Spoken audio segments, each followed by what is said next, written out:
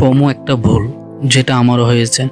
একটা প্রশ্ন করি, কখনো কি এমন হয়েছে আপনি চার্ট খুলেই দেখলেন দাম অনেক উপরে চলে গেছে, মনে হলো ইস, আর একটু আগে আসলে ট্রেডটা নিতে পারতাম।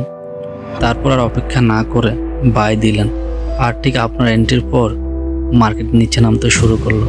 যদি এমন কখনো আপনার সঙ্গে হয়ে থাকে তাহলে এই ভিডিওটা শেষ পর্যন্ত দেখুন, কারণ আজ আমরা কথা বলবো ফোমো নিয়ে। ফোমো আসলে কি? সহজ ভাষায় বললে ফোমো মানে হলো সুযোগ হাতছাড়া হয়ে যাচ্ছে এই ভয়।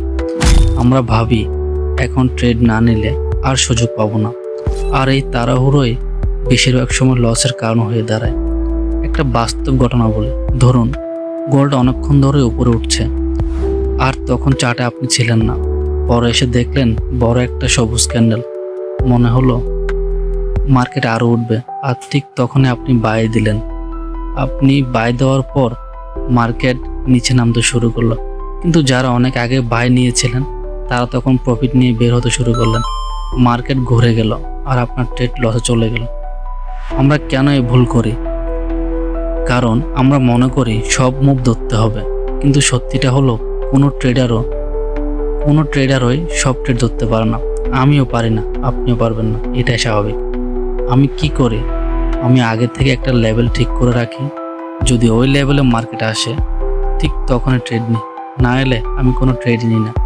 শুনতে সহজ লাগছে, কিন্তু এই একটা অভ্যাস অনেক অপ্রয়োজনীয় লস থেকে আপনাকে বাঁচাতে পারবে। শেষ কথা, মনে রাখবেন মার্কেট আজও খুলবে, কালও খুলবে, কিন্তু আজ একটা ট্রেড মিস করছেন কোনো সমস্যা নেই।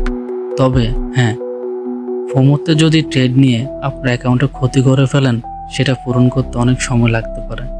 তাই মার্কেটকে তাড়াহুড়া করবেন না, আপনার সেটআপের জন্য অপেক্ষা করুন। আপনার সঙ্গে যদি কখনো এমন হয়ে থাকে, আপনি যদি ফোমোতে পড়ে থাকেন বা লস করে থাকেন, দয়া করে কমেন্ট করে জানাবেন। ধন্যবাদ।